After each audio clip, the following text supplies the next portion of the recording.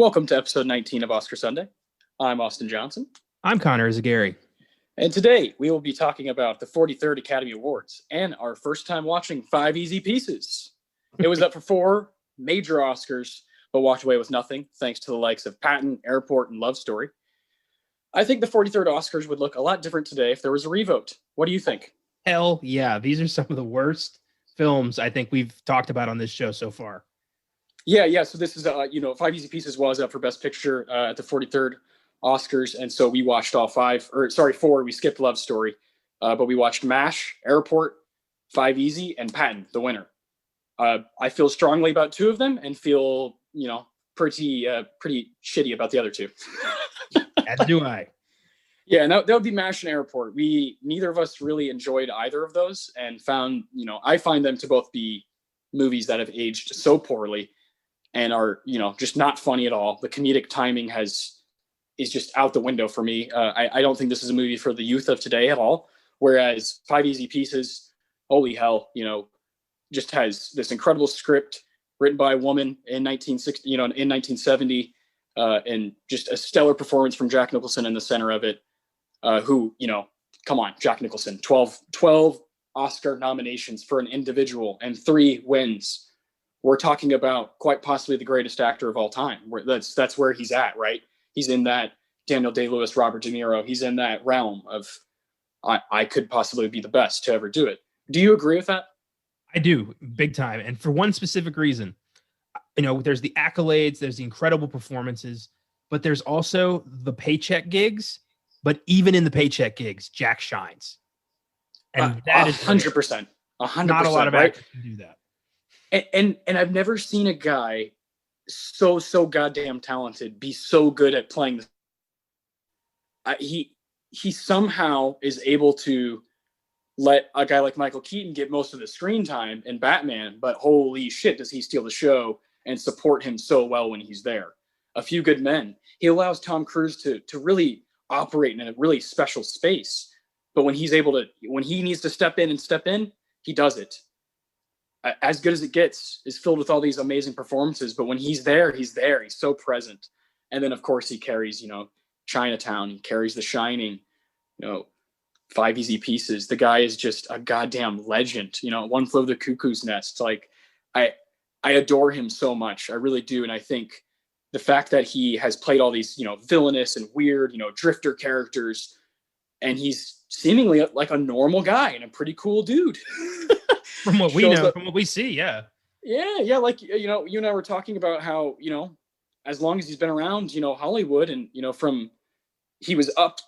got an Oscar nomination every single decade that he was performing, from the 60s to the 2000s. Like, holy shit, from Easy Rider to About Schmidt and everything in between. This guy, it's seemingly, for the most part, was a pretty cool guy. Had a few marriages, has a few kids, and what Hollywood guy doesn't, right?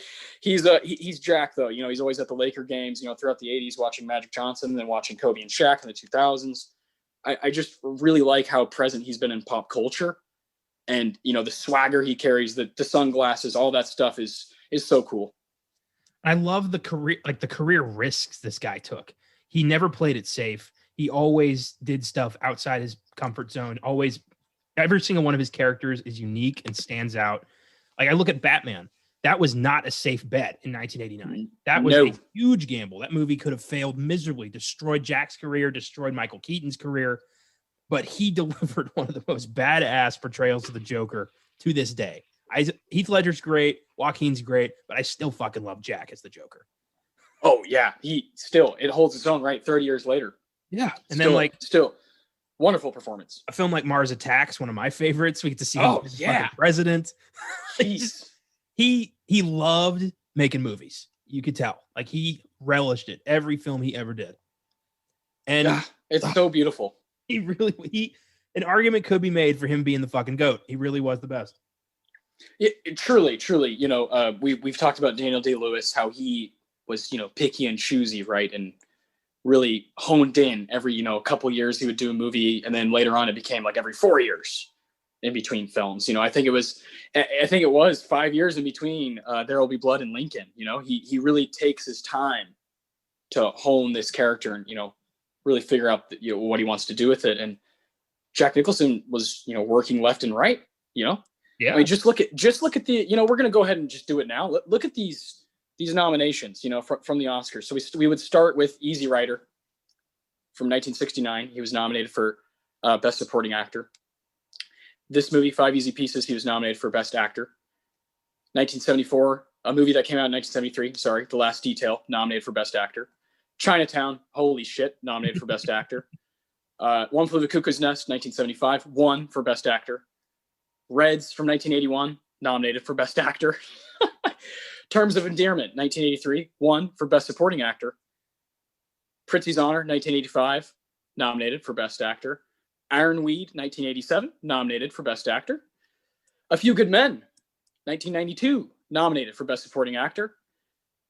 1997, As Good as It Gets, won for Best Actor in a Leading Role. And then his last nomination, because he retired, is About Schmidt from 2002, and he was nominated for Best Actor. Wow. Just really remarkable when you lay it all out and look at it spans over all those decades. It's truly remarkable. It's a hell of a run, but also it's incomplete to me. There's still so much more I would have nominated Jack for. Well, yeah. I mean, obviously, we both love Batman, obviously, and it's not there. I mean, yeah. Again, you could talk about the accolades, the pop culture, the presence, and all that stuff. It all just adds up, and like you said, an argument could be made for him being the GOAT. So, Five Easy Pieces, though, where does it rank for you as far as Jack's performances? I think it might be his most humanizing performance. I think a lot of his characters are larger than life, or wacky, or crazy, or weird, but Bobby Dupay is really a normal dude who just wants to live his own life, but isn't sure how. And that's incredibly relatable. I mean, to this day, anybody who's kind of struggling with identity or their plan can take something away from this movie and from his decisions. And I really like that a lot. So I think this rates among one of his greats for sure. I agree. It is our first time seeing it, whereas, The Shining and Batman and these films are so dear to us. But I really have a hard time thinking or seeing any of his roles being better than Chinatown or One Flew Over the Cuckoo's Nest, personally. Yeah. And then The Shining, those three are kind of like, whoa. He's kind of, in my opinion, in a different realm at that point. In Chinatown, it's kind of scary how good he got in between that short of time, from Five Easy Pieces to Chinatown. It's kind of remarkable to see a guy be so talented right away and then just perfect it that quickly. He perfected his craft that quickly so that the rest of his career would be, just rewards and accolades and fun. Incredible stuff. Hell yeah. I mean, I think it's because he had, crazy good mentors and just these directors he was working with who could help him hone his craft so fast. Mm-hmm. I mean, the dude was working with Kubrick in the 80s. He had Milos Forman, 75. Milos Forman, Roman Polanski. He had John Huston on the set of Chinatown. Like, he had big people giving him really good advice. So, that would bring us to, that's Bob Rafelson right here, who directed Five Easy Pieces, and is written by Adrian Joyce. It's cool to have, you can tell that there's a female perspective within the screenplay, right? Yeah. As we get to know more and more characters, I really like the character of Catherine. Really liked her. This is a powerful film, man. This is a movie made for people who like, the everyday kind of film.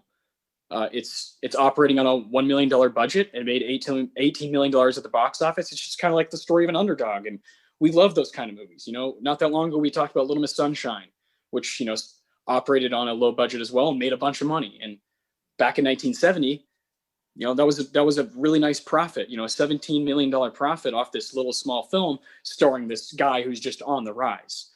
And right away, you can tell that Jack is, when they're in the bowling alley right at the beginning of the film, you can just tell he's born to play this kind of a character. He's born to do it. This drifter, this guy who has no direction, very, very much of the times, right? Shortly after the Beatnik era, the Bob Dylan era, the Neil Youngs, the guys are just like, do what you want, freedom, fuck all that, fuck all Wall Street. And you very much, Bobby feels like a character who's just kind of like, I don't really like how things are. I'm going to kind of do things my way. Yeah, and the further you get into the movie, you realize why. It's because his family's so fucking snobby that he just can't stand them anymore. He Yeah. doesn't want to live like that. He doesn't want a life where he looks down on people. And Yeah, yeah, and he wants to remove himself from even like that rubbing off on him, you know? yeah, and he doesn't care what he has to do to get away from that. He's willing to Yeah. do whatever it takes to be his own man. That is incredibly admirable and incredibly relatable. It's, we've all struggled at one point with not being sure of what we wanted. Oh yeah, right. Oh yeah, for sure. This movie is timeless because of that. Because of that, the nature of that, and then the decisions it makes fundamentally with the characters. They're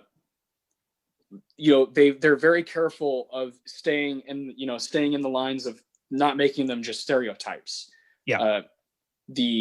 I really enjoyed the bit with the lesbian characters that are stuck on the side of the road, and they come into the car and everything's crap. It's just a bunch of filth. Like, I really, really loved those two characters. I thought they were hilarious and added a spunk to the film that kind of made it unpredictable. You're like, what's the point of this movie? And you're like, oh, it's just a movie. I'm just going to watch it. I'm going to let it entertain me. It's an hour and a half of human shit. It's just, it's people going through normal people things. And I me, man, some of my favorite films, Magnolia, I've talked about Boyhood, I've talked about Moonlight. I've talked about, Minding the Gap. These are movies that I idolize and I really feel a certain way about. And Five Easy Pieces, you can really thank for being a part of that, the new Hollywood, becoming a part of that. These kind of movies are cool. These movies about these people who are, like you said, kind of lost and don't know what to do exactly. So they're just kind of going with the flow. When I love the build up to these kinds of movies, you can see, we've talked a bit about the late 60s, and you can see films like these grandiose, giant budget musicals and these, whimsical films and these like gangster movies with with the Vietnam War and the counterculture movement kind of just recreating the nation. People don't care about that stuff anymore. People want to see real stories about real people struggling with their lives. People want to see, the opposite of Hollywood. Yes, exactly. And that's why I think, like, and I'm showing my colors here in this episode early, but I think that's why it would have been so fitting if Five Easy Pieces would have won Best Picture. Yeah, because you look down the line of the 70s, and you follow it with French Connection, and you follow it with Godfather and The Sting and Godfather 2 and One for the Cuckoo's Nest and Rocky and Annie Hall and Deer Hunter and Kramer vs. Kramer. All of those are in the 70s, and they all got something to fucking say. They really do to everybody. Even Godfather, which is this like, it's fucking human. And that's why it's so good, and that's why it's lasted so long, is because Godfather takes like the amazing aspects of New Hollywood and Hollywood and just smashes them together. And that's what's so beautiful about the 70s. French Connection, same thing. The Sting, same thing. One for the Cuckoo's Nest, same thing. I just think, I love Patton, but I do think it would have been fitting if Five Easy Pieces would have won, just as the 70s kept going. The movie just made sense for the time. You know what I mean? Yeah, I do. And I think that Patton winning is more of the Oscars kind of being a little resistant to change again. They did award Best Picture to Midnight Cowboy the year earlier, which was, a humanizing story. But I think they are feeling, I think they're testing the waters with that. And then Patton is another, it's a grandiose epic. And it makes sense that kind of film would win Best Picture here. And also, other than Five Easy Pieces, the competition ain't so stiff. I mean, they're all trying to be a humanizing story, but they all fail at it except Five Easy Pieces. Agreed. And it definitely is like a safer pick to choose Patton. It's interesting because you bring up Midnight Cowboy, and the Oscars, they do this. They do this a lot, where it's almost one step forward, two steps back sort of thing. So they give In the Heat of the Night Best Picture, and then they give it to Oliver, which is an interesting call. And then they go back and Midnight Cowboy. Whoa, that's different. That's progressive. And then they go back and give it to Patton. And so it's just weird. And, we've seen this before with, Moonlight winning, and then, not far after, Green Book winning. It's like very interesting because those movies definitely don't clash too hot. So it's fascinating how the Oscars kind of do this over and over and over. They've never seem they never seem to be able to get their ground and what their identity is and what they really want to do as an organization. They always seem to read the room and then just assume that things are going to stay the same there, but then they completely be, unaware of the evolution. And then they just kind of think, well, all right, so that one. But then people don't care about that movie. They wanted something else that makes more, connects to them, connects to what's happening in society right now. Because I've always seen the Oscars as kind of reflective of Hollywood's kind of statement. Mm-hmm. And you can look at these films and kind of assume what the Oscars thought about the current state of American society. And a film like, Green Book, just versus, Black Klansman of the same year, you get the sense that Hollywood is still doesn't fucking get it. As much as they act like they get it, they don't, and they never fucking have. Well, yeah. I mean, we talked about a few weeks ago, we talked about Black Panther from that Academy Awards, the 92nd Academy Awards. Green Book certainly beat out some films that would have been very progressive if they would have chosen them to win. And yeah, they do this. They do this, but I'm very, very hopeful as we move forward with the Oscars. Obviously, the movie world is in this kind of chaotic mindset right now and has no idea what to do. And certain, with Regal, rest in peace. And it's like shit sucks, and but you gotta find some positivity somewhere, right? And I would hope that the Parasite win kind of jumps forward this new decade in the 2020s, and we'll get some more good stuff for the people who really see all these movies like you and I and really pay attention and really care about this stuff. I hope they also care about us. We're the audience. We're the ones who are investing in this sort of thing. So I would hope they take that seriously, and I think they're trying to. We'll see, because we've seen this pattern, like you said, we've seen this pattern before. Yep. We've seen a film that teases a connection to the audience, but then they fuck up again. So I'm not holding my breath, but we'll see. Neither am I. I'll just act like the glass is half full. It's not easy. It's not easy. But today, of course, we're going to be talking about him plenty throughout this episode. But 43rd Academy Awards is where we're focused. And that's April 15th, 1971 at the Dorothy Chandler Pavilion in Los Angeles, California. Patton and Airport both got 10 nominations. Patton won 7 awards and also won Best Picture. So it was kind of like, it was the big dog of the show for sure. And I hadn't seen that in a couple of years. And I forgot how damn steady it is the entire 3 hours. I was like, there's not really, you could maybe make an argument that after the intermission, there might be a little lull, but not really for me. I can see it, but not really for me. I pretty much enjoyed the entire 3 hours. Me too. It's this was my second time seeing Patton. Same, yeah. And it's fucking, I love George C. Scott so much. The guy was such a fucking powerhouse. And we talked a bit about him on the Exorcist 3 episode of the Filmgazm podcast.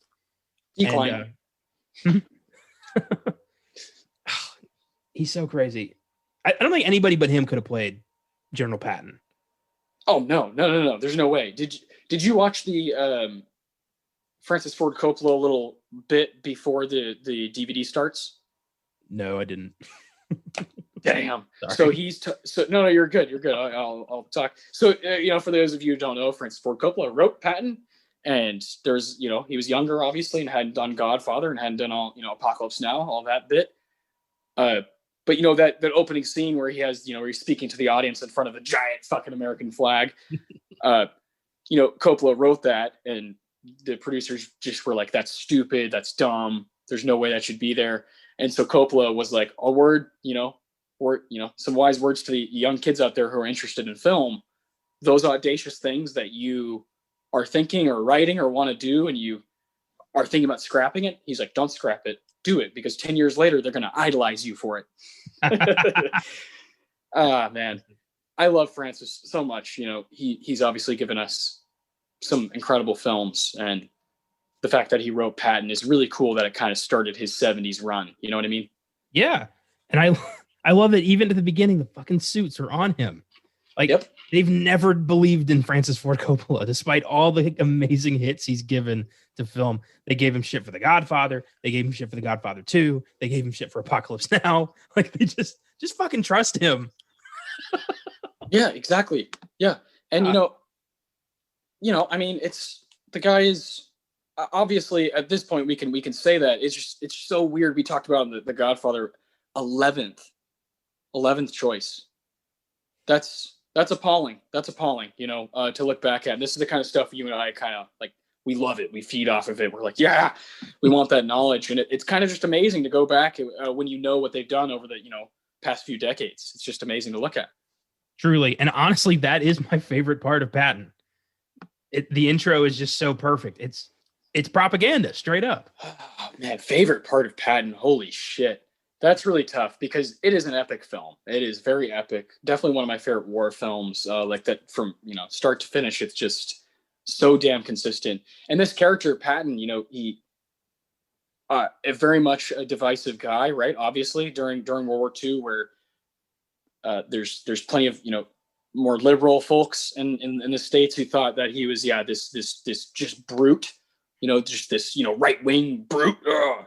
And then the conservative folks in the United States were like, yeah, we need this kind of guy right now. We need this kind of guy to figure shit out. And, there's an argument for both sides. And that's why this movie, Patton, because the script is so strong from Francis, Francis is not siding with one or the other.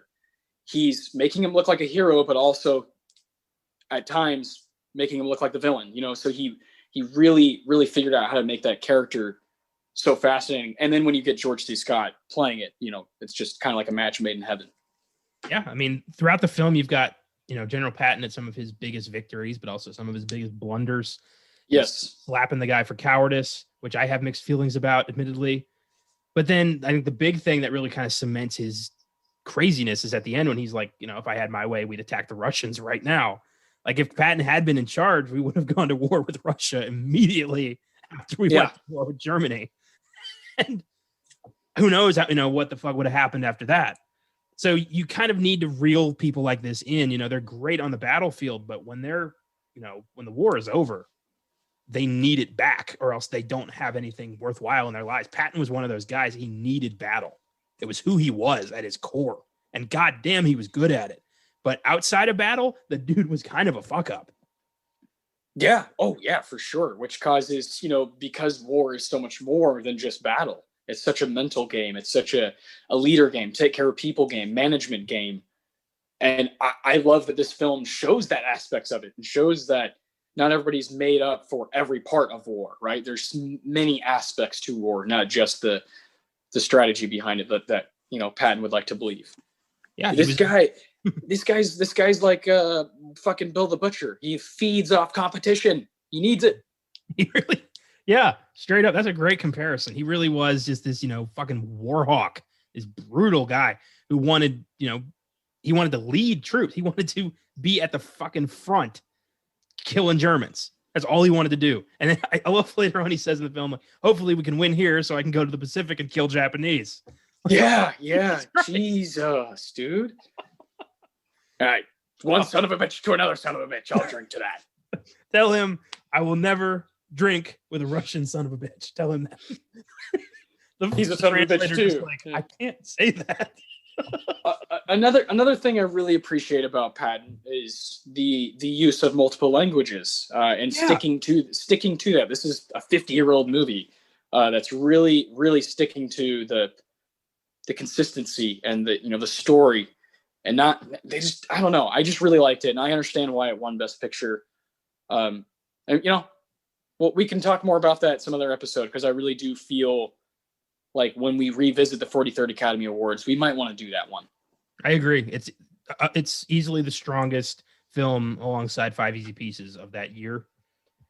And it would be a joy to dive into the career of General Patton and George C. Scott. That would be fun. Yeah, man. Yeah, unless we find something random from that year that we both, like. Yeah, I think Patton's up next. Sweet. And I do want to point out that George C. Scott did win Best Actor for Patton and is the first actor to openly refuse the award. Yep. Citing that the Academy Awards were, quote, a 2-hour meat parade, a public display with contrived suspense for economic reasons. All he cared about was turning in good performances. He didn't need accolades. He didn't give a fuck if people liked him, if people liked the performance. He was his own man, and I respect that. Yeah, me too. I have no problem with that. We've talked a lot of shit about the Oscars. We love them, but we also get really frustrated with them, and it definitely, that's meat parade. Jesus Christ. It's true. I mean, it is. We talked about on the Wings episode that the Oscars were created so that Louis B. Mayer could get these actors to shut the hell up over something shiny. Like that was the whole reason these Oscars exist. But we find more to like about them than that. Yeah, for sure. Right. When you are just obsessed with movies and talking about them, the Oscars are a fun place to go because there is some gold here and there. And I think Five Easy Pieces was a really good find. This is our first time watching it for both of us. We got Netflix through the mail, and we got the fucking Criterion version. That was really cool. And enjoyed that a lot. And it's something I'm definitely going to buy. It was up for 4, like I said, and didn't win any. But they're all big. We like to do this. We like to take movies that, like In the Bedroom, is up for these big awards. You're like, but what's the deal there? Why didn't it get anything? And that sort of thing. We like doing that. So I'm gonna let you start it off. But we have best writing for story screenplay based on factual material. We have best actress in a supporting role, best actor, and best picture. So we'll start with best writing, right? Yep, best writing, and this would be best original screenplay now. Exactly. They've always, which is weird because Patton was based on 2 books, but I did. Yeah. We have My Night at Maud's, Love Story, Joe, 5 Easy Pieces, and the winner, Patton. And 5 Easy Pieces should have taken this. That film is all about this original story based around this, this loner, this drifter. Patton is a really good screenplay, but A, I feel like it should be in the adapted category, and B, I feel like as good as Francis Ford Coppola did, I feel like this could have been churned out. A biopic on Patton. 5 Easy Pieces feels like nobody else could have written this. That's exactly right. It's so goddamn original. Adrienne Joyce, I believe that's like her pen name. Yeah, her real name's Carol Eastman. And she wrote screenplay for Monte Hellman's The Shooting, 5 Easy Pieces, and that's and then The Fortune from 1975. And that's really it. She doesn't have this. She died in 2004 at age 69, and I find this screenplay to be very, very special, and to be something, like you said, couldn't have been written by anybody else. Clearly, this was in her brain. These random characters happening, just things happening. I'm a sucker for that. Yeah, me too, man. I love a unique original story, and it's really surprisingly hard to find those. Oh boy, it truly is, right? Off the top of your head, it's really hard to figure out. Of course, we have our guys like Tarantino and Paul Thomas Anderson, these guys that always write original stuff for the most part. But you think about how many big movies you watch throughout each year, go to the theater for, that are based on something, whether they're based on comics or based on a novel or based on this or that or a video game, or it's just so much of it is from source material. And it's nice to have something that's just straight from somebody's brain to the screen, and that's it. Yeah, that's obviously why you and I have kind of got along originally when we became friends. When we worked at Alamo Drafthouse, we found out right away that we both like Tarantino, and it kind of became this thing of like, obviously that's a good foundation. Let's find out what other things. And we clearly both found out that we like original work. We love original work because we both like to write. We like to create. We like to do things. And that's certainly special. And again, this could have only been written by her. Straight up. And then like you look at the winner for best adapted screenplay. It was weird because you had best screenplay based on factual material or material not previously published. So it could be like an original screenplay, but also like a screenplay based on like nonfiction work or something. It was very weird how they separated these, because then super bizarre. Best screenplay based on material from another medium. The winner was MASH, which Ring Lardner Jr., the winner, said that his script was almost completely ignored and the entire film was widely improvised. So the fact that he won an Oscar for this is fucking ridiculous. That's quite frustrating. Yeah. So I don't know. I think that Five Easy Pieces really dominated when it comes to story for this year, and that should have taken screenplay. Yeah, I agree. Which would bring us to Best Supporting Actress. Best Supporting Actress, we have Maureen Stapleton for Airport, Sally Kellerman for MASH, Lee Grant for The Landlord, Karen Black for Five Easy Pieces, and the winner, Helen Hayes for Airport. And we actually have a dog in this race because we've seen all but one. We did not see the Landlord. Yes. And I don't quite understand Airport. Just to none of the performances really impressed me at all. Really didn't. I don't really think any of these women deserved Best Supporting Actress. I agree with you. I really do. I think that Karen Black she's the closest of going across the line to just becoming a stereotype. And that might be the point. Maybe I'm missing it. Maybe I need to see it again. But she obviously is very, very clingy and doesn't, know exactly what she's going to do. And she makes hints at being, wanting to be this country singer. But I really don't think it's this, amazing performance. And within Five Easy Pieces, I brought up the character of Catherine. Who's to say she shouldn't have been up, right?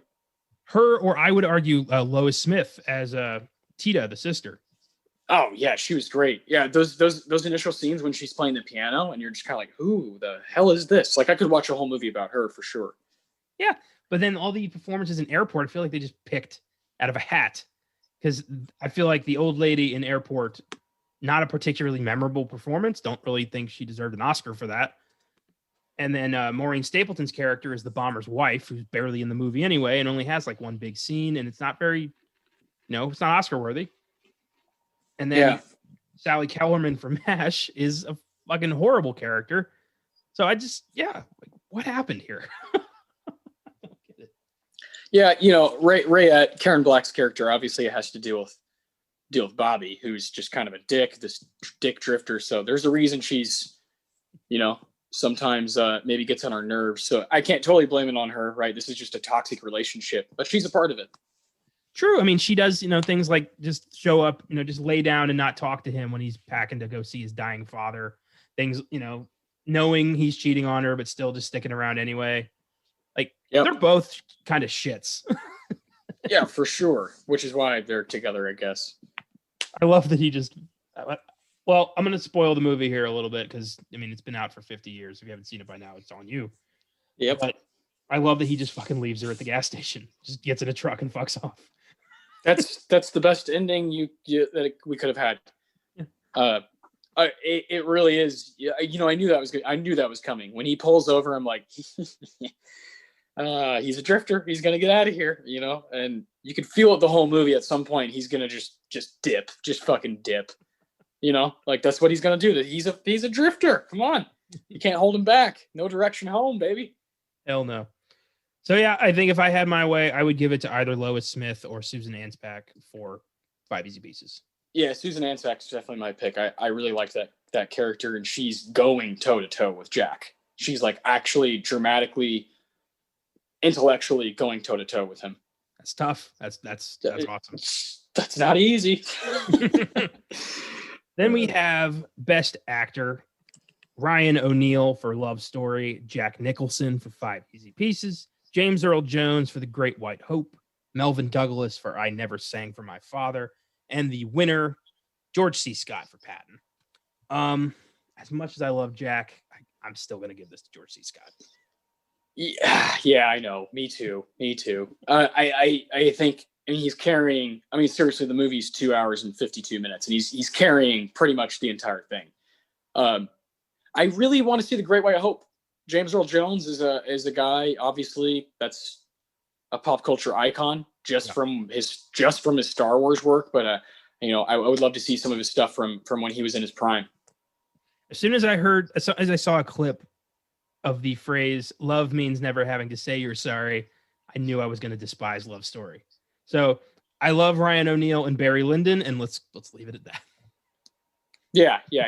That's right. And Ryan O'Neal was hot shit, back then, and was certainly just gonna, get nominations no matter what happened. What happened to that guy? I don't know. He probably burned some bridges. He seems like the guy to have an ego. Yeah, he's still alive right now. He's 79. Yep. I don't know. Not sure. Yeah. And then I Never Sang for My Father. I have heard of it. I have not seen it. I haven't really seen anything of Melvin Douglas. He's a guy who's popped around a lot. I think he's won like 2 Oscars, but I've never seen any of his work. Yeah, he's a guy who started somewhere in the 30s, right? Yeah, I think so. Yeah, that's right. Yeah, it says Douglas came to prominence in the 1930s. Yeah, as a leading man. Yeah, definitely a guy we'll just trip up on at some point because of the show, and I'm very grateful. I do think George C. Scott just kind of earned this one, by being stuck in that role and being so damn committed to it. The stuff he's doing with his eye, like the whole time, is really, really remarkable. And the stuff of legends, it really is. I love George C. Got to talk about him on Doctor Strangelove. That was a blast. He's remarkable in that movie, and he's really damn good in Patton. So yeah, I have no problem with it. Jack is great though. Jack, it's definitely one of my favorite roles of his that I've seen so far, and I can't wait to see more. Hell yeah. Jack could have taken this, but George C. Scott, and he did decline it. So I don't know. Would have been interesting if that year it had 2 winners. Yeah, if they'd been like, "Hey, Jack, do you want it?" Yeah. It's awesome. And that takes us to Best Picture, where we have MASH, Love Story, 5 Easy Pieces, Airport, and the winner, Patton. And we watched all of these but Love Story because, frankly, we just couldn't take it anymore. And yeah, because when you watch Airport and MASH in the same week, you're like, I can't take that risk of watching a third shitty movie from one Oscar show. Really couldn't. But I promise, like when we do come back to this year and we do likely do Patton, we will watch Love Story and we will bring that into the conversation. Yes, 100%. I actually think a way to really make next time we visit this year really interesting is if we did Woodstock, the documentary. Ooh, interesting. Because we both love, adore that era of music. And it'd be a really cool way to bring that era of music into the show. Who knows? Maybe one day we'll do Woodstock. That'd be a lot of fun. That would be fun. That would be neat. It won Best Documentary that year. It's a possibility. And we have not ruled out documentaries on this show. We've not ruled out short films. Anything up for an Oscar? Yeah, no. I mentioned Minding the Gap. It's one of my favorite movies ever, and it's certainly going to be an episode at some point on this show. For sure, we're going to stretch out, and meet everything. We really, really, really can't wait for next week. More on that later. Hell yeah. So let's talk about the ones we did see. We'll put Love Story to the side. First up, MASH.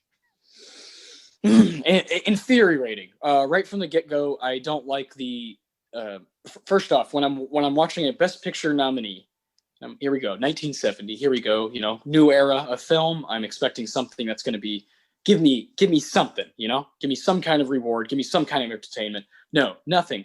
And I kind of felt it 15 minutes in, the way it's filmed, not for me. The way the characters are just treating what's happening around them, not for me. That's not for me. I would much rather, if I'm going to go down that road, I would much rather watch a movie that knows what it is, like Spaceballs, a movie that's actually funny and actually knows it's an actual comedy. MASH, I don't dig it. I don't. It's not for me, and I'm never going to watch the show. I've seen bits and pieces of the show. My family loved it growing up, so I've seen bits and pieces just like across my whole life, and it never occurred to me that it was a comedy. I always thought it was a drama until I looked into it, and I'm like, oh, it's a sitcom? Yeah. People laugh at this stuff, dude. Yeah. And then I saw the movie, and I'm like, what is this? Like, did they just leave the camera running? Like, was there any direction given on this film? People are talking over one another. You can't understand what anybody's saying. None of the characters stand out. Everyone's kind of a prick. There's no, like, It ends with a fucking football game. The black dude's nickname is Spear Chucker. Like, are you fucking kidding me? Yeah, I don't dig this movie at all. And I terrible. I felt it the whole time. And same with Airport. It's a different kind of dislike. But Airport is just like, what are we doing here? This is boring. Like, what are we doing? Yeah, Airport. We'll move down to Airport. Airport is 2 hours and 17 minutes. It did not need to be. That movie could be done in an hour 20.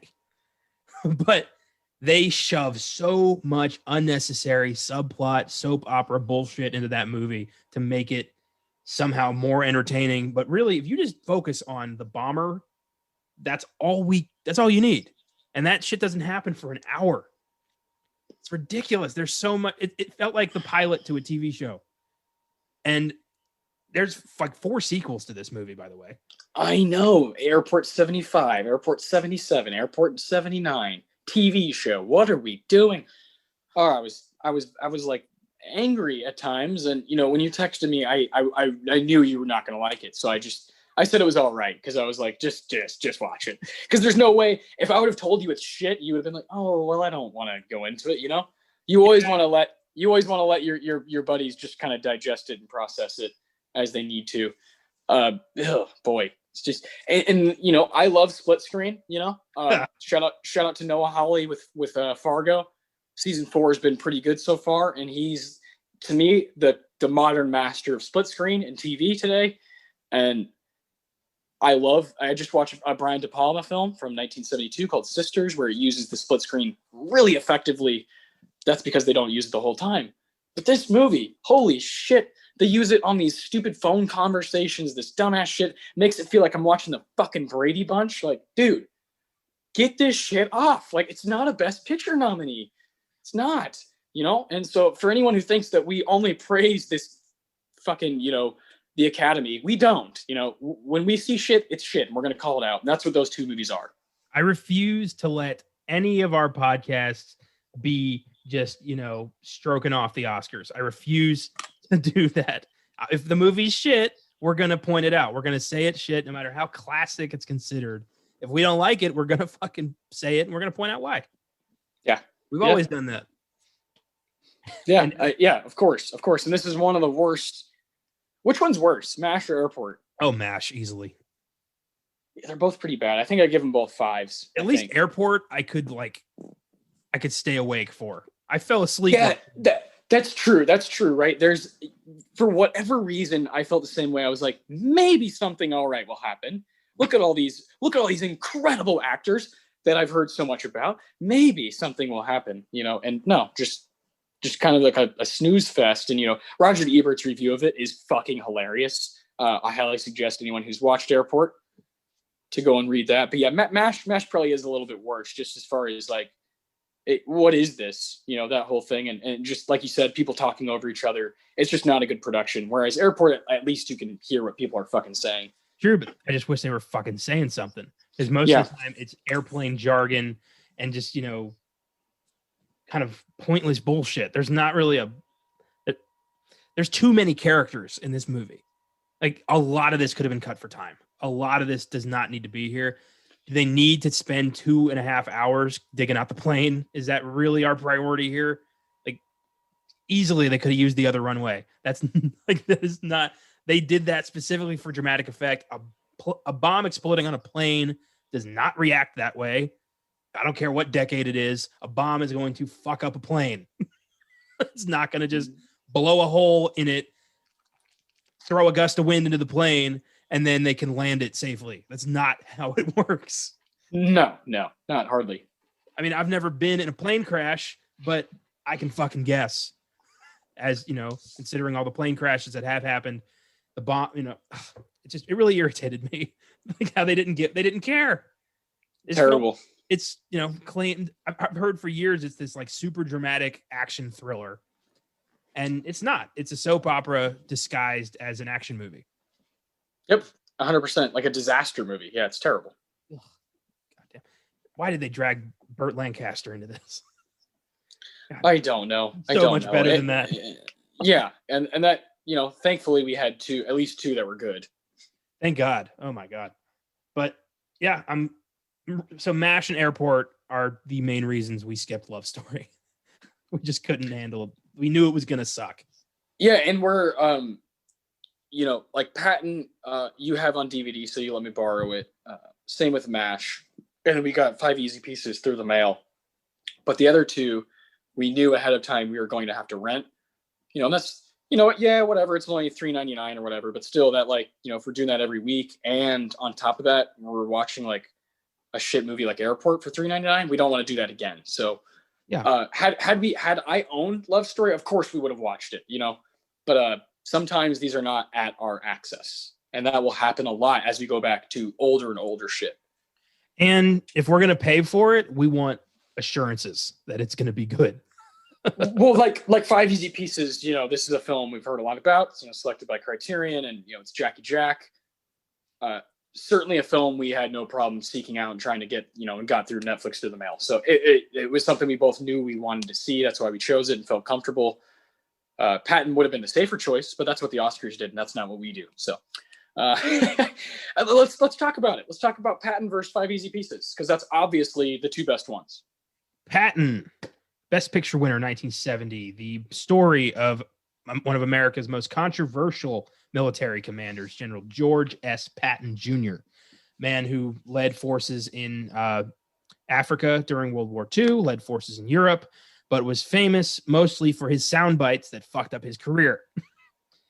And he was an amazing military leader, but he really had issues with politics. He didn't know how to play the game, and you can't succeed in American politics if you can't play the game. And it's a very interesting movie. It's a way to the way they depicted Patton is not this, celebrated hero.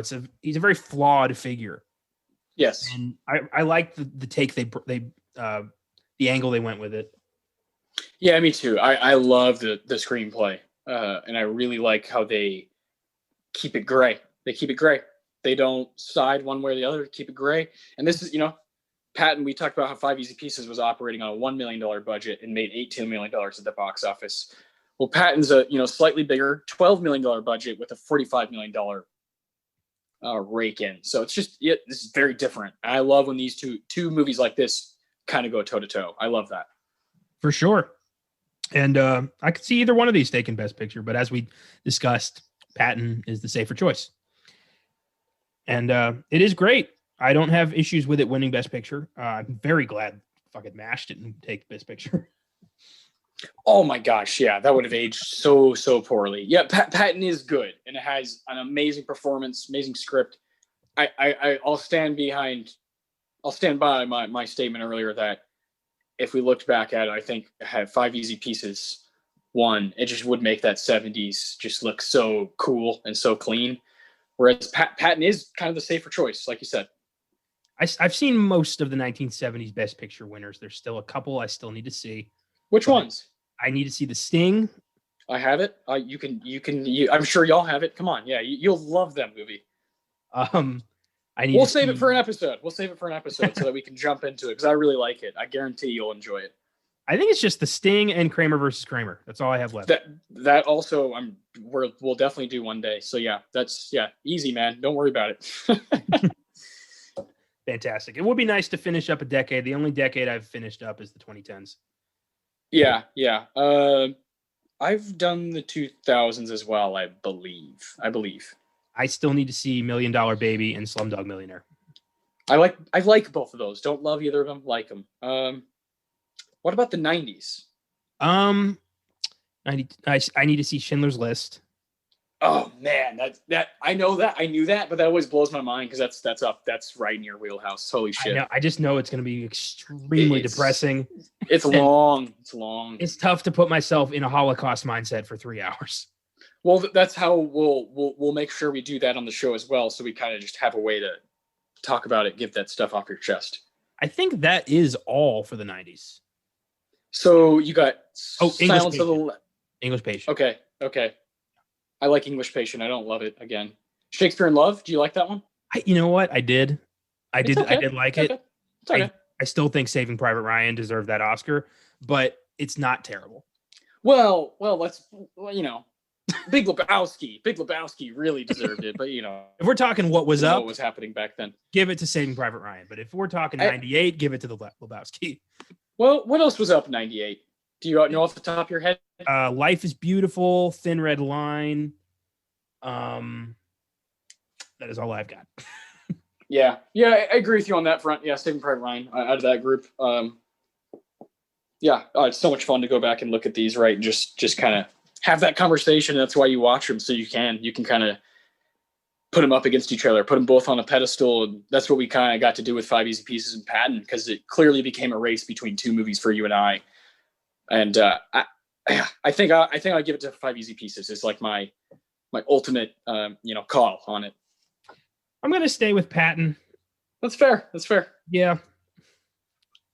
I have George C. Scott. What the hell? You can't. I don't really have a lot of reasoning beyond just I fucking love George C. Scott in this movie. I love the music and just the opening line. I want you to remember that no bastard ever won a war by dying for his country. He won it by making the other poor bastard die for his country.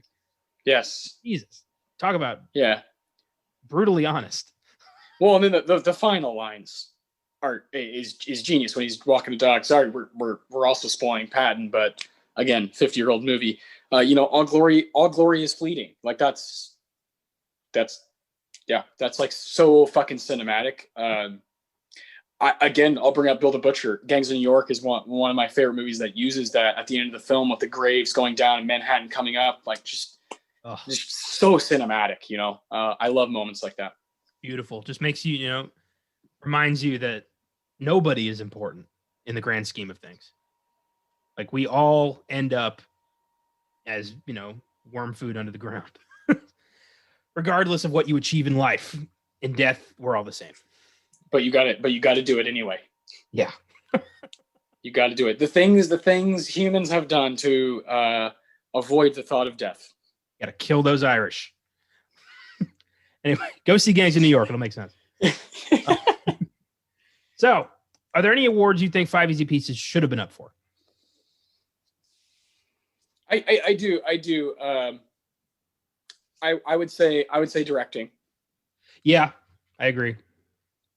I think this movie, especially the first 30, 40 minutes where we're really, really in this place, when he's at the bowling alley and working on the oil rig with Elton, and those scenes are mighty, mighty impressive. I think cinematography. 100% goes hand in hand, right? I just think this movie is timeless in that way. And you and I were texting kind of like, you see how this influenced the everyday kind of film that's about the everyday kind of people to just do it. Just make it. It can be great. It can be great. It absolutely can. And I think with that, let's get into Five Easy Pieces. Let's talk about our favorite bits of this film. Yeah, it's going to be fun. Obviously, we've talked a lot about Jack Nicholson and how much we love him. So we're going to start out with, we have four awards. We're going to start out with best line / quote. We're going to do best music moment, which is really interesting for this movie. Yes. And then we're going to do best performance and then best scene. So I'll let you start with your best line. I think you have two of them, right? I have two best lines. Yes. Perfect. My first is actually, they're both kind of goofy because they made me laugh. When Bobby and Elton are stuck in traffic and the guy behind him won't stop honking his horn. Bobby yells out, "Why don't you flash your light so we can see what else you got for Christmas?" So good. And for a while, my best scene was when he gets on the piano and just starts playing and then the truck just drives away. Brilliant. Bobby, it's turning right. I'm too loaded. Man. You do your line and then I'll do my second one. Okay. Yeah, I have one, and it's a pretty intense one here. It's Jackie Jack. I move around a lot, not because I'm looking for anything really, but because I'm getting away from things that get bad if I stay. Damn. Yeah, I don't really have anything to say about it. Just, yeah. It's a great line that defines his character. It defines Jack fucking Nicholson. It's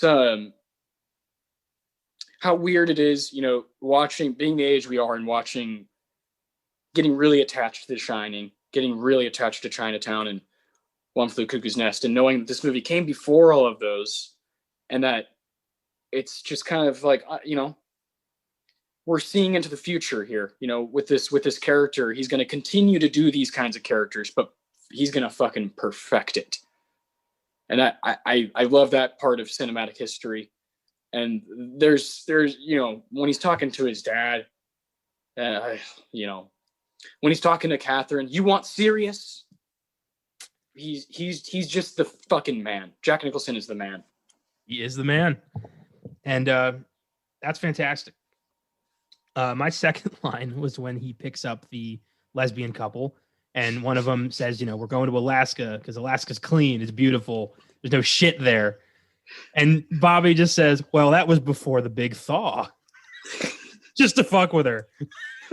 And she said, what's that? And he's just kind of smirking like, he's bored. He's driving, and he's like, I gotta find some entertainment for myself. God, those two ladies, I don't even want to talk about it. Just the worst people. Goddamn filth everywhere. It's just filth and crap and filth everywhere. Oh man, I love it.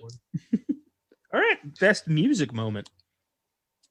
I'm curious where you're going to go with this one here, because this is a a soundtrack, right? Essentially, and we're choosing songs. And I thought the scene where Jack Nicholson, Bobby, had just cheated on Ray, and comes back around and is about to leave for Washington, and he goes into the house. A brilliant shot. You kind of have the little alleyway, and you can see through the door, and he comes around, and he goes inside, and Divorce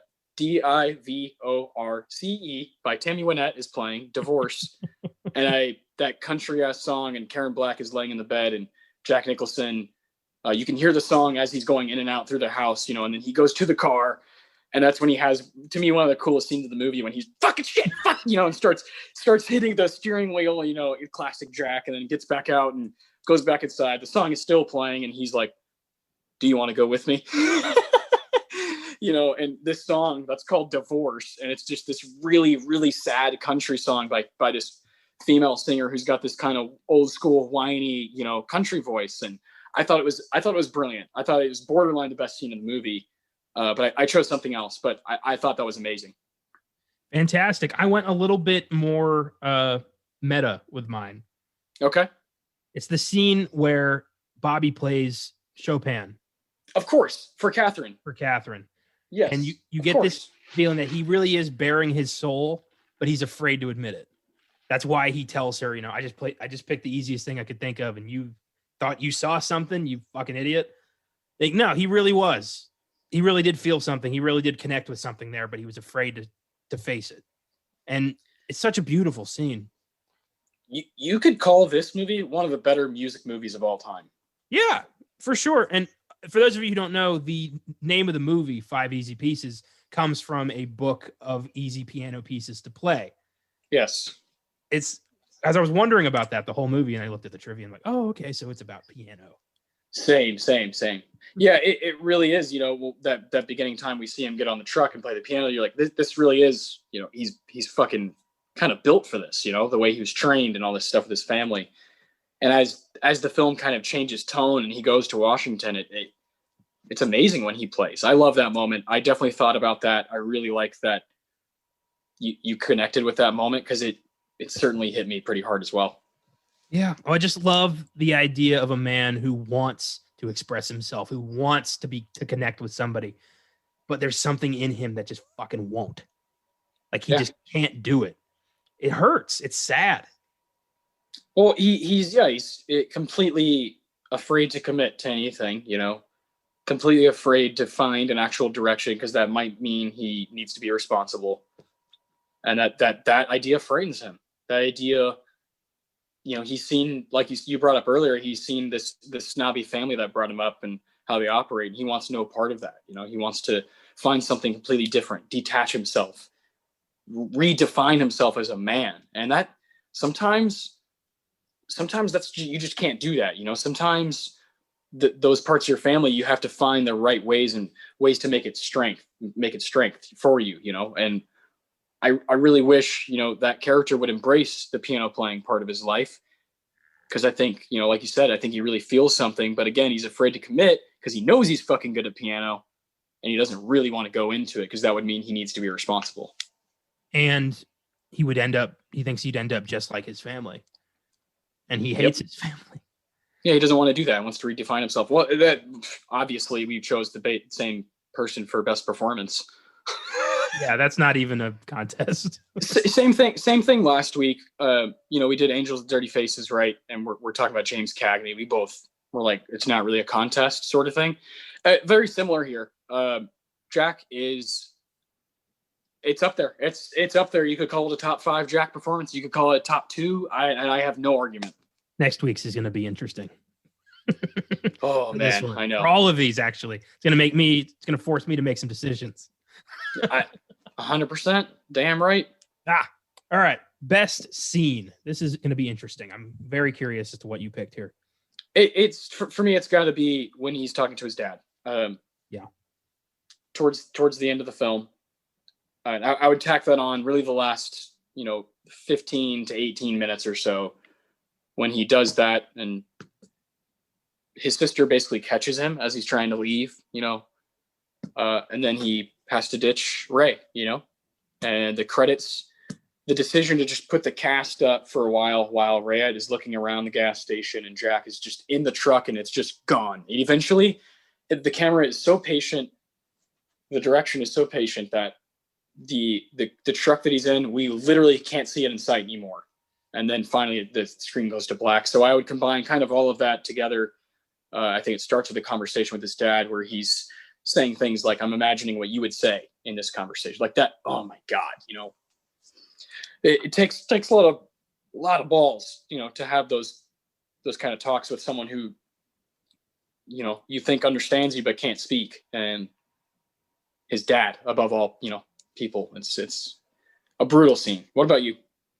Well, I had a scene that's a bit more forgiving. It's the scene where Bobby loses his shit at the guests. Yeah, you're all full of shit. Yeah, when they're insulting Ray and he's like, "Who the fuck are you to call her anything, to like look down on her? You're all full of shit." Because it looks like he's defending Ray, but he's really defending himself. He didn't give a fuck about Ray. He's basically saying like, "I am better than you, you pompous sons of bitches." It's such a great scene, just affirms his, disconnect from this entire world. I love it. Yeah, me too. You have Rayette. How could you move away from such a place? And he's like, "Oh, I don't know," and he's remarkable. She asked if they have any ketchup, and he's like, "Dear Lord." He's had enough. He's had enough, and that moment with Catherine is certainly something that I could see as the best scene when he closes the door after knocking everything off the dresser. Or you could say the diner scene when he knocks everything off the table and tells that waitress off. There's a lot of stuff in this movie that's really powerful. You could say the opening scene in the bowling alley is fucking terrific. Just this stuff is so cool to me because just the beer cans they're using are unique. The cigarettes, the layout of this town that they're in. They're in California, but it's very much not, just Los Angeles like we're used to. It's a small town. I actually felt that this movie influenced Big Lebowski quite a bit. Really? Because of that aspect of the kind of odd California, bits. I felt vibes in the first 30 minutes or so of Big Lebowski, and this kind of like, ho characters just kind of like, and obviously the bowling part really made me think of Big Lebowski. Right on. I didn't make that connection, but that's very interesting. I can see it. Well, yeah, I thought maybe the Coens were like inspired, like, hey, let's just fucking throw bowling into one of our movies because it's a cool place for people to just converse and talk, especially before cell phones were in play and you had guys just meeting up to hang out, drink some beer, smoke some cigarettes, and throw a fucking ball down some wood. Yeah, man, so fuck it, dude. Let's go bowling. Yeah, fuck it, dude. Exactly. That's awesome. Yeah, there's a lot of scenes in this film that could take it. It's a very well constructed film. But it's only like an hour and 40 minutes, It really is concise and it just there's no fat. The ping pong scene, genius. He's just making fun of him. He's just like making fun of how he walks, and you're clearly seeing the insecurities in Bobby, as he's just crushing him in ping pong, but he keeps making fun of him, keeps being a bully. That stuff is fascinating. Yeah, it really is. I think this is definitely one of the influences behind Magnolia, at least Tom Cruise's part. 100%. As soon as he went to talk to his dad, I'm like, oh shit, Austin's gonna love this movie. yeah. You texted me. You were like, I think you're gonna love this one. And I did. I would give it a solid 9. It's got a chance of moving up to a 10 one day. I'm going to buy this. It's powerful, and it's certainly my favorite movie from 1970 as of right now. I got to see more, and I actually watched a movie called Wanda from 1970, written and directed and starred in by Barbara Loden, and that's the only film she ever wrote and directed, and she mostly did shorts. And it was incredible, and I was like, there's got to be gold from 1970. The Oscars just completely missed, so I'll always keep my eyes open. But as far as right now, Five Easy Pieces is my favorite from that year. As far as right now, I think a film that should have been up that was completely ignored was Kelly's Heroes. Oh my god, yeah. Bitchin' World War II action war movie that just completely got shut out. Maybe they were choosing between that and Patton because they're both World War II movies. Maybe. But then why did Kelly's Heroes get nothing else? That's true. True. It got shut out. You're right. 1970 is a sparse year. I was surprised. There really is not a lot that kind of pops out. Yeah, you got to search for it, and we will. We're always looking for random horror movies, and of course, the 70s are full of all kinds of crazy cult gems. So we'll always be looking. But as far as this show goes, it's going to be a long time before we come back to the 43rd Academy Awards. But we only have a couple choices, really. So yeah, and I give this film an 8. I really enjoyed it.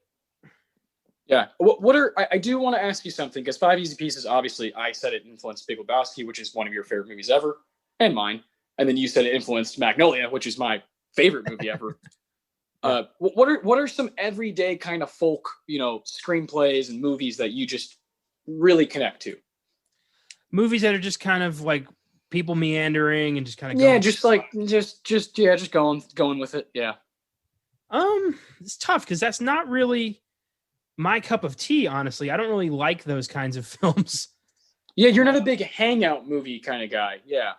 That's definitely more in my bag. Yeah, like Slacker is like the definition of just like what's even happening. What are these people even doing? One that does pop is Sideways. Oh, I love Sideways. It's right there in my fucking shelf. I love Sideways. Well, that 2004 that could come up on this show. Heyo. Yes, it could. That would be funny. But I will only watch that movie if we absolutely do not drink Merlot, because I will not fucking drink any Merlot. I'm with you. Yes, I'm with you. I love his random freak out over the Merlot. Yeah, I would say a film that popped out to me when I thought about doing this episode was like, I got to bring up Blue Valentine. I very much think that Blue Valentine takes some influence from films like this. Ryan Gosling's character just kind of going with it, man, and has really no idea. There's multiple times where Michelle Williams' character will say stuff like, oh, like you have more potential than this. And he's like, what does that even mean? What are you even talking about?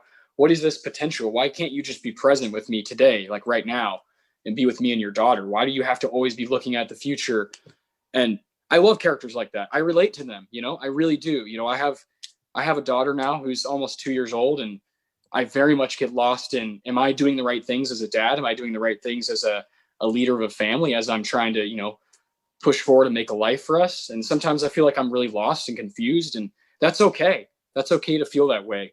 And I love movies that explore characters like that. Understandably. Maybe I just haven't had the crossroads moment in life. I think Boyhood is a movie that explores multiple facets of just the everyday kind of, obviously it's a film over 12 years, but each character, whether you look at Ethan Hawke or Patricia Arquette or Ella Coltrane or Lorelai Linklater, these are all very relatable characters. And in some part of that movie, they're really relatable. And that's fucking powerful to put on screen. We've talked about a TV show over on Filmgazm quite a bit called Breaking Bad. That show thrives on normal ass people from Albuquerque, and I fucking love that. It's it's kind of my kind of storytelling. You know, I think the Coens are very, very good at it. Raising Arizona, come on, you know, Big Lebowski, you know, A Serious Man, one of my favorite movies ever. You know, these are you know, always going to be movies that I adore. I think Paul Thomas Anderson is great at taking like a specific, you know, specific kind of guy, like Boogie Nights. You know, you take a Dirk Diggler character and you really go into it, and this guy is just obviously confused, and it creates a great storyline, right? Where it's just all these different things happening, and I could talk about it all day. I love that part of storytelling, and for sure part of movies. I can appreciate a film that has great characters, a great narrative. And there are some films that don't really have, you know, are not very narratively driven that I do fall in love with because of the characters. Yeah. Just not many. And I think it's because, I understand. You know, I grew up with I grew up obsessed with the hero's journey. And I love trying to find that. And that's really all I got, you know. I mean, I like a film that goes somewhere. And occasionally I'll be surprised, but not very often. Yeah, no, it really takes something special, right? I would call Once Upon a Time in Hollywood, I would call a hangout movie on fucking crack. You know, it's on steroids, right? It's got these two major players in the game, and you put them in a car smoking cigarettes, you got a movie, you know? Does it go places? Of course it does. But it's something that I will always love in movies when, like you said, you can thrive off those characters just doing their thing. A movie that pops out to me that's more recent, that would definitely be, you know, a Filmgazm type movie is The Lighthouse. Like, what the fuck is happening? Oh, it doesn't matter. Robert Pattinson, Willem Dafoe are fucking amazing. And you're right. Occasionally it can happen. And I definitely keep my eye out for those. I'll always feel a sincere, you know, relatability and connection to them. One horror movie that pops to mind. We did this on the Filmgazm podcast, and it really, I think, is very character driven, but also the characters are so real. 28 Days Later. Oh yes, great call. The characters in that movie are not, you know, glamorous Hollywood icons. They're people who look like just regular ass people. Cillian Murphy, Brendan Gleeson. These are people who you believe would be living in the, you know, the burbs of London.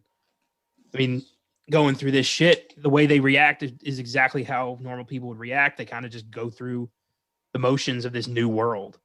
You just got to do it. Yeah. I think that falls into that category.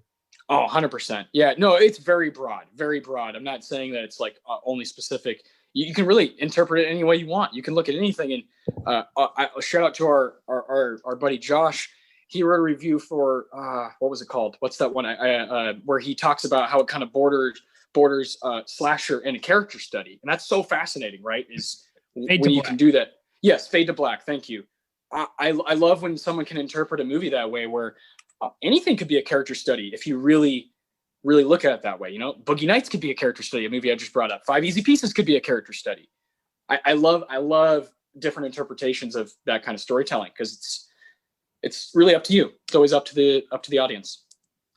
Well said. Yeah. If we're talking Jack, I think definitely As Good as It Gets is one of those films. Oh my all God. About character and all about the evolution of, you know, the people around you. And Jack, again, is, you know, at his fucking best, like he always is. Just oh boy. I mean, One Flew Over the Cuckoo's Nest. It's like we're watching a guy, and the book, Ken Kesey, it's just such a damn good book, you know, and that character, McMurphy, he's the ultimate. I don't know what, but we're gonna go watch the baseball game. We're gonna go fish. We're gonna go play cards. We're gonna do this. We're gonna do that. Moment by moment by moment by moment by moment. He knows no other way. That's his survival tactics. Is moment by moment by moment. And he's the best. He might be the best at playing those characters. I would not be surprised if Bobby Dupay and R.P. McMurphy were the same fucking guy. Exactly. Well, hey, Ken Kesey's from Washington, so hey, Washington State, just like the Dupees. All right, that's fantastic. That was good. Let's talk about what happened this week in film. Yes, sir. A lot. It was like a lot happening, except for movie releases. Yeah, just stuff getting canceled, stuff getting pushed back. Yeah. Speaking of cancellations and pushbacks, Dune has been pushed back to October 2021, and The Batman has been pushed to March 2022. Black Adam has been removed from the release calendar entirely. As much as it sucks, I do get it. They do need time to finish these. There is no safe bet on a release being, worth the money right now. So I do understand it. It sucks, but I get it. Yes. Yeah, exactly. I echo everything you just said. Also, Disney Pixar's new film Soul is going to be skipping theaters and debuting on Disney Plus on Christmas Day. And get this, you don't have to pay extra for it. Hey, thank you. I'll definitely watch that on Christmas Day. That's awesome. Whoever's on the Disney board and controls the Pixar side of things, they fucking get it. They gave us Onward earlier than we would have gotten on Disney Plus earlier this year. They're giving us Soul. Those people, they care. Yeah, for the children. Some cool casting news. Benedict Cumberbatch is going to be in Marvel's next Spider-Man movie, portraying Doctor Strange. Yep. Obviously, as a new mentor for Peter Parker while he goes on the run. Very much looking forward to that movie. This was weird and upsetting. Character actor Thomas Jefferson Bird was murdered in Atlanta, 70 years old. He worked with Spike Lee quite a few times. And I don't think they've got any leads or anything on what's going on with that investigation. But yeah, he was killed. Jesus. Crazy. God, what the hell, man?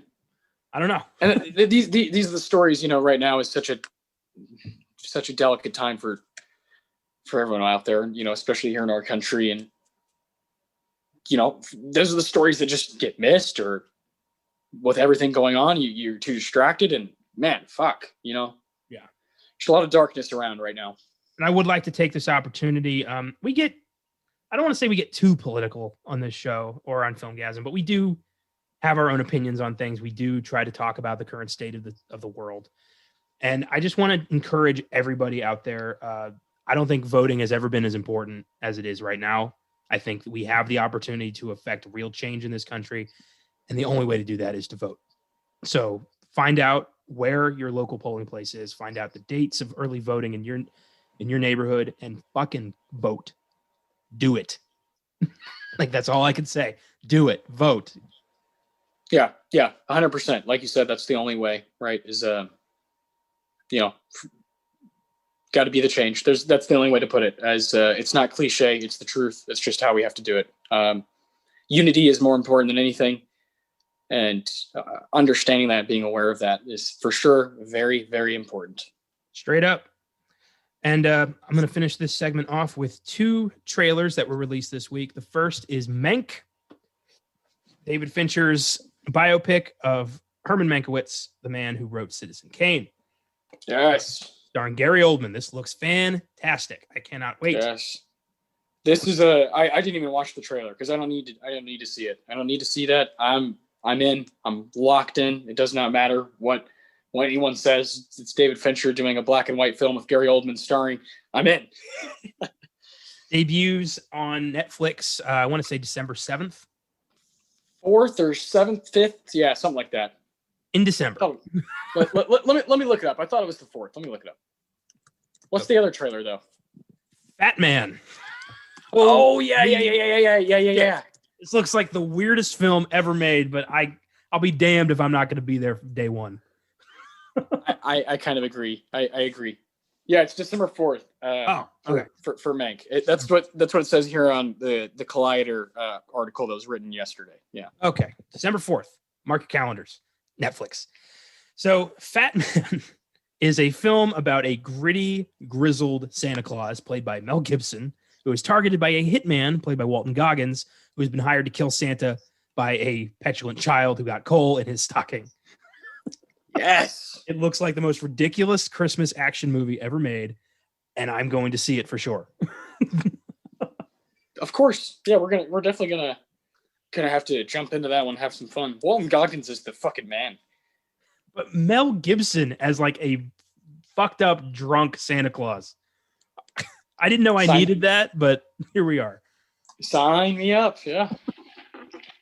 And Mel Gibson's a very divisive figure. We haven't really talked about a lot on these shows. He hasn't come up And we will talk about him at length when he does come up, because he's done some amazing films, but his personal life is pretty fucked up. Yeah, definitely an interesting career on and off screen. One of the few filmmakers who's kind of been given a pass with all this shit. Yeah. I'd like to know why. Yeah, we're definitely going to dive into that one day. Yeah, for sure. And that covers what happened this week in film. And we do apologize for the lack of kind of what am I trying to say here?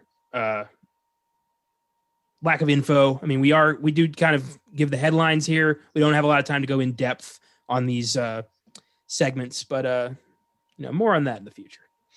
The current stuff, there's a time and place for it. It's more about the Oscars in this show, and we'll figure that out. Yeah. We want to point out what's happening in the state of film right now, but this is, it is kind of tacked on. We know that, and we are working.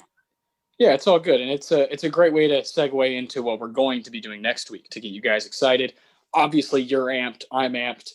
That's because we're going to the 58th Academy Awards. 1985, Back to the Future, Connor's favorite movie of all time. I can't wait. A little bit of Zemeckis action. This movie was not up for Best Picture, so we will be doing something a little bit different. I would say the biggest award that it was up for was Best Screenplay. Would you agree? Yes, absolutely. So that would be The Purple Rose of Cairo, The Official Story, Brazil, Back to the Future, and the winner, Witness. So we're going to try to watch all 5 of those before next week, if you guys want to check them out. The Official Story is on Criterion. Brazil was on Criterion. I don't know if it's gone anymore or if it's on HBO Max. I don't know. I'm not sure. The Purple Rose of Cairo, I know, is not available on anything. And Witness. Do you know anything about Witness? Witness was on Hulu. I don't think it is anymore, though. This stuff changes all the time. It's rotating in and out all the time. But if it's going to be tough. But hey, Back to the Future is the main thing. I know most people who are interested in that probably fucking own it. So yeah, definitely come back next week to have some fun with us, because it's a very special movie to Connor. He's seen it about 500 times. I've seen it 2 times, and this will be just my 3rd. So that's gonna be a special time, and I can't wait. I'm basically gonna interview you if you're ready for that. So next week will be a lot of questions from me to you, and we're gonna go Back to the Future. Witness is on Stars, and there you go. Back to the Future is on Netflix. So if you want, there you go. To keep up with us, that's where you can do it. Yeah.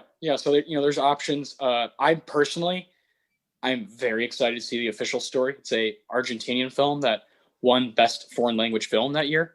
So, I'm ready. It's going to be an interesting group. We have Brazil, Terry Gilliam, Purple Rose of Cairo, Woody Allen, and then Witness, Earl W. Wallace, and then, of course, Back to the Future, Robert Zemeckis. So, yeah, it's going to be a lot of fun, man. Can't wait. Oh, absolutely. Next week's going to be a fucking blast. I may not shut up for 3 hours. Hey, that is A-okay. Goddamn. Yeah. And on this week on the Filmgazm podcast, we are redoing an old favorite. We're doing Saw. Very much looking forward to that, giving an old solo effort the full Filmgazm treatment. And next week we're doing Back to the Future, and we will see you next Sunday. Thank you for listening.